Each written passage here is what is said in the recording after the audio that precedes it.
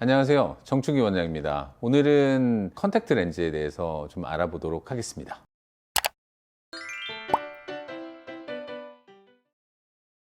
요즘 수능도 끝나서 수능 끝난 학생들이 많이 오는데요. 컨택트 렌즈를 여러 상황에서 착용을 해야 되죠. 근데 어떤 렌즈를 고르느냐는 매우 중요한 부분일 것 같아요. 컨택트 렌즈에 무슨 종류가 있는지 우리가 좀 알아야 되거든요. 컨택트 렌즈는 말 그대로 닿는 거죠. 컨택트가 닿는다는 뜻이잖아요. 그러니까 렌즈를 눈에다 끼는데 거기에 장착해 있는 거예요. 그래서 이 렌즈에는 우리가 가장 보편적으로 알고 있는 말랑말랑한 소프트 컨택트 렌즈가 있고, 그리고 좀 딱딱한 하드 컨택트 렌즈가 있습니다. 각각의 장단점이 다른데, 아주 쉽게 얘기하면 소프트 컨택트 렌즈는 접근하기 쉽고 착용감이 좋아요. 그래서 렌즈를 처음 끼는 사람들이 가장 접근하기 쉬운 게 소프트 컨택트 렌즈다. 그리고 하드 컨택트 렌즈는 착용감이 불편하다. 눈에서의 움직임이 있기 때문에 보였다 안 보였다 하는 그런 느낌도 가질 수 있어서 처음에 끼는 분들이 좀 많이 불편할 수 있다는 게 가장 기본적인 겁니다. 그러면은 이제 우리가 장단점도 좀 생각을 해봐야 되는데, 소프트 컨택트 렌즈의 장점은 착용하기 쉬운 거, 근데 단점은 합병증이 더 많이 생겨요. 제일 중요한 게 산소 투과도인데, 소프트 컨택트 렌즈는 렌즈가 각막 전체를 덮고 있으니까 눈물이 순환되고 그런 과정에서 산소 공급을 받기가 되게 어려워요. 그리고 하드 컨택트 렌즈는 움직임이 있어요. 각막의 사이즈가 한 11.5mm 정도 되는데,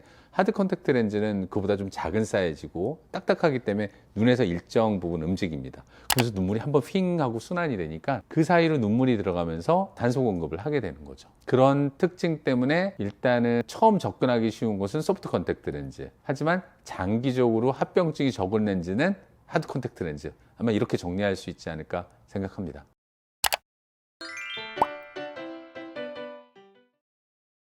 렌즈를 처음 끼는데 일단 각막 상태가 괜찮은지 봐야 돼요. 각막 상태가 괜찮다는 뜻은 건조증도 별로 없고, 각막에 상처가 없고, 그리고 혈관이 자라난 것도 없고, 염증기도 있는지 없는지를 봐야 돼요. 그리고 각막의 모양이 사람마다 다 다르거든요. 각막의 모양을 잘 찍어봐야 됩니다. 그게 각막 지형도 검사라는 건데, 안과에서 잘 검사를 해서 나한테 맞는 렌즈가 뭔지 알아야 돼요. 특히 난시가 많은 분들은 소프트 컨택트 렌즈를 선택을 했을 때 그 교정 효과가 상당히 떨어질 수가 있어요. 이럴 경우에는 각막 모양 곡률 반경이라고 그래요. 요 모양 180도 축, 90도 축, 요 모양이 어떻게 생겼냐에 따라서 다르거든요. 렌즈를 좀 쉽게 끼기 좋은 눈은 마치 축구공의 단면처럼 생겼고요. 렌즈 끼기 어려운 하드 렌즈가 좀 적합한 눈은 약간 럭비공처럼 생겼어요. 그러니까 소프트를 꼈을 때 교정의 효과가 떨어지죠. 그럴 경우에는 안과에 방문해서 그 검사를 한 후에 하드 렌즈가 잘 맞는지 안 맞는지부터 좀 검사하는 게 좋을 것 같아요. 물론 소프트 컨택트 렌즈도 난시 교정 효과가 있는 렌즈가 있는데, 그 렌즈는 교정의 범위가 좀 좁습니다. 그래서 난시가 있는 분들은 하드 쪽으로 한번 가는 게 좋지 않을까. 물론 그것도 너무 난시가 많으면 그것도 불가능합니다. 그래서 렌즈를 낄 수 있는지 없는지 기본적인 검사가 필요하다. 이 점을 좀 잘 알았으면 좋겠습니다.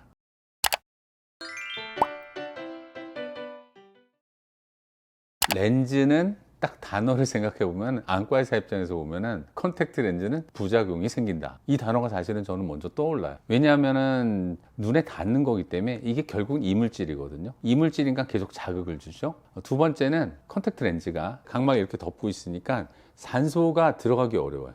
사실은 우리 눈은 어떤 특징을 갖고 있냐면, 우리 몸 어디보다도 다른 것은 혈관이 없어요. 혈관이 없으니까 산소 공급을 어디서 받냐면 공기 중에서 받는데, 그 공기 중에서 받는 게 80%, 이게 눈물에 녹아서 각막 표면을 적시면서 산소 공급이 되는 거예요. 물론 영양분도 그렇게 공급이 되는 거고, 그리고 20%는 방수라고 해서 눈 안쪽에서 물이 있어요. 물에서 공급을 하는 겁니다.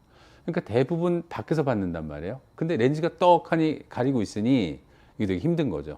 그래서 렌즈 고를 때 산소 투과도가 중요해요. 그게 DK 밸류라고 하는데, 이 DK 밸류라고 하는 산소 투과도가 높은 렌즈가 좋습니다. 이 높은 렌즈를 골라야지 산소가 잘 들어가죠. 우리 눈에 렌즈를 껴서 잘못되는 경우는 대부분 산소 부족이다.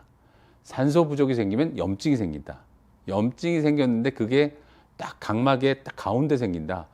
그거는 아주 치명적인 문제를 일으켜요. 그거는 수술로도 해결이 안 되거든요. 그러니까 렌즈를 상당히 조심해서 껴야 되고, 가장 기본적인 것은 충혈되고 아프면 빼잡니다. 각막이 우리 눈에 보내는 구조 신호예요.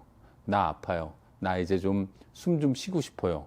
그런 걸 좀 생각해야 되고, 소프트 컨택트 렌즈는 안경점에서 쉽게 구매할 수 있잖아요. 그러면 안과를 방문을 안 하는데 아무리 적어도 1년에 한 번은 와서 선생님 저 괜찮아요 하고 한번 눈은 한번 보여주기. 그렇다라면은 렌즈 계속 낄 수 있어요. 지금은 무리예요. 이런 얘기 정도는 들을 수 있지 않을까 생각합니다. 또 중요한 부분 중에 하나가 서클 렌즈인데, 서클 렌즈가 특히 더 눈에 좋지 않습니다.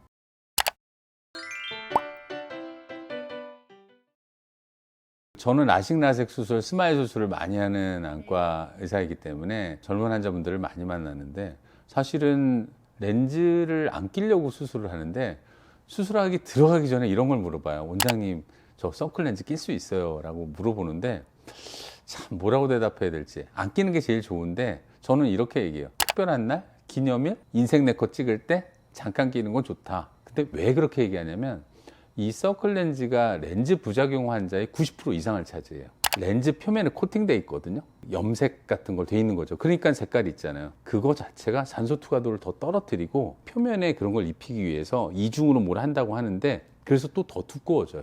한마디로 산소 투과도가 엄청 떨어지며 표면에 코팅한 우리 염색한 거, 그 색깔을 낸 것이 이물질로 작용을 해서 또 알러지 반응도 일으키고 심각한 부작용을 초래합니다. 그래서 저는 서클 렌즈는 좀 많이들 끼고 싶겠지만 자제하는 게 좋지 않을까 생각합니다. 짧은 시간? 그건 뭐 오케이? 뭐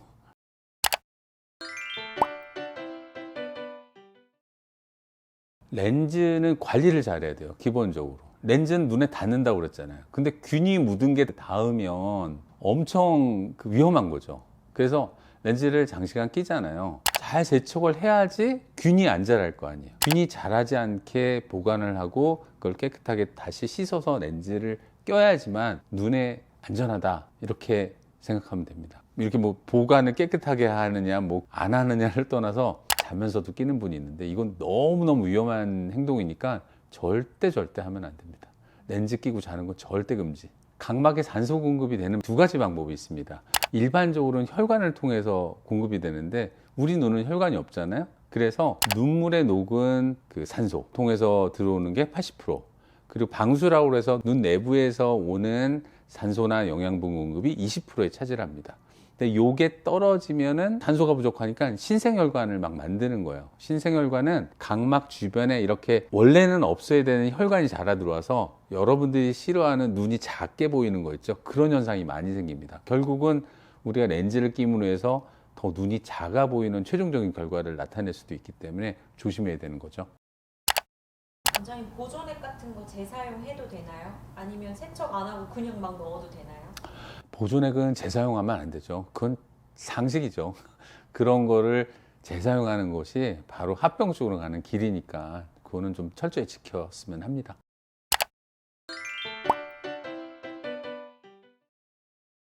네, 안경을 좋아하는 사람은 없죠. 그리고 미용적인 목적으로 더욱 특히 그런데 렌즈를 껴야 한다. 그러면은 소프트냐 하드냐를 정해야죠.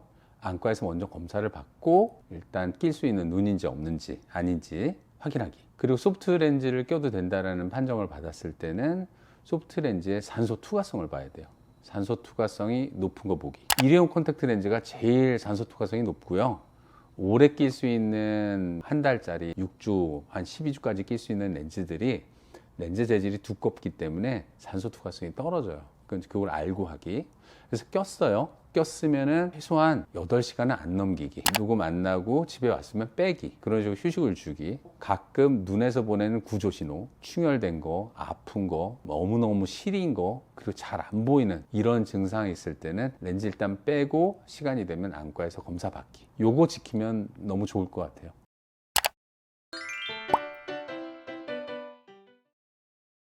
렌즈를 결국은 구매하기 쉽잖아요. 눈 성장도 되기 전에 너무 어린 나이에 끼는 거예요. 어린 친구들은 좀 검사에 대해서는 좀 소홀히 하는 경향이 있거든요. 그리고 공부도 오래 해야 되고 당연히 착용 시간이 너무 길어져서 저는 진료 현장에서도 느끼기도 하지만은 상당히 어린 나이인데 합병증으로 오는 사람들이 많아요.